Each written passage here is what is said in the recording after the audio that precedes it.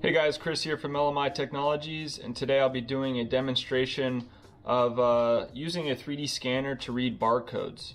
And so today I'm going to be scanning these memory cards that have a QR code on them, and not only will we get 3D data, but we can also read the intensity image to read that barcode image.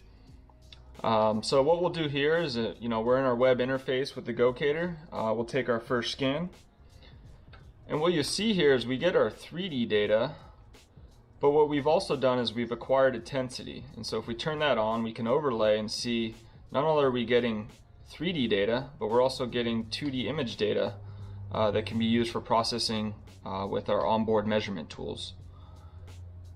So utilizing this, we'll go ahead and go into our measurement tab, and what we'll need to do is make sure that every time we scan this image and we try to measure it, it's facing us as we see here right now. If I get out of our 3D view, you can see its orientation is vertical, so we'll need to transform that data to align it properly. So the first thing we'll do is add a surface plane tool, and we'll do a plane line point alignment. So we'll use this top surface as our plane. We'll use our surface edge tool. We'll use this edge here to create our line feature, and then we'll utilize this opening or this hole here as our point feature. So we'll do a surface hole tool,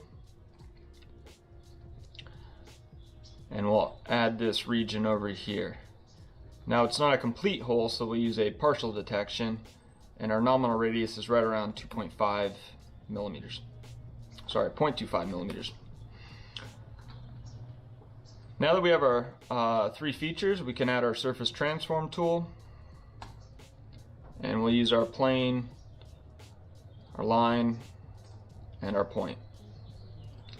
So our transformed surface output, it's upside down, so we'll want to transform this around 180 degrees. And there we go. Now every time we scan this, it'll always show up in this orientation. So now we can add our barcode tool, and we'll stream in our transform data, and we'll use this region and place it right over that QR code. And there we go, we pick it up, and we can see that the text here also matches up with the output that we see over here.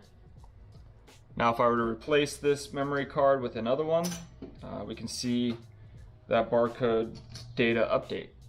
So we'll go ahead and take another scan, and the image lands in the same spot, and we get our updated QR code, and we get the matching output from these last 6 or so letters and numbers.